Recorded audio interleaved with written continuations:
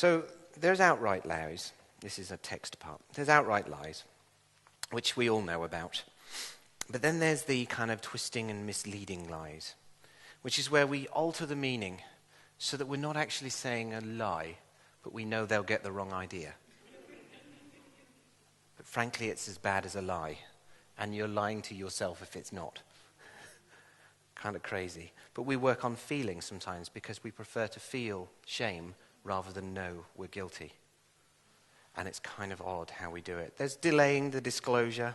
Sometimes we'll just delay the information to the point where it's convenient for us because we'd rather they didn't find out beforehand because they stood next to us. And sometimes there's complete non-disclosure. Rather than reveal the truth, we'd rather not say anything. Do you know there's a law in the Bible in Leviticus 5 verse 1 that says if you are asked to be a witness and you decide not to give the evidence that you have and the witness that you have, that you are sinning and you are in iniquity. Leviticus 5 verse 1, if you doubt me, it's there. So, is it always easy to tell the truth? This is the stalk. I have had my son in the back of my car turn round to me and say, "Dad, how are babies made?" Now, that was when he was 4 years old. And clearly, at 4 years old, I'm going to go into the complete coital episode of how the ins and outs work of it all. No. Okay? So I did what every good father does. Ask your mother. It's exactly what I did.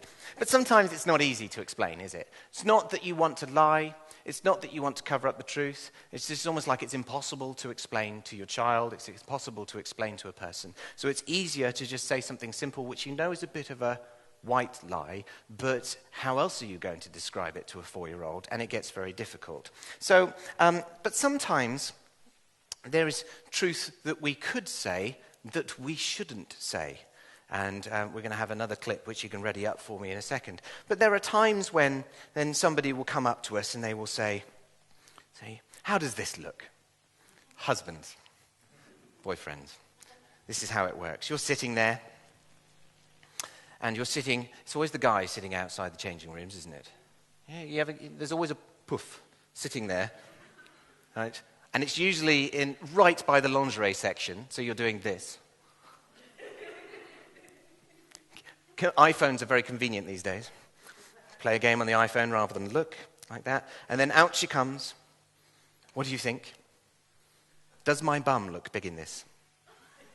Now you know it's huge. Right?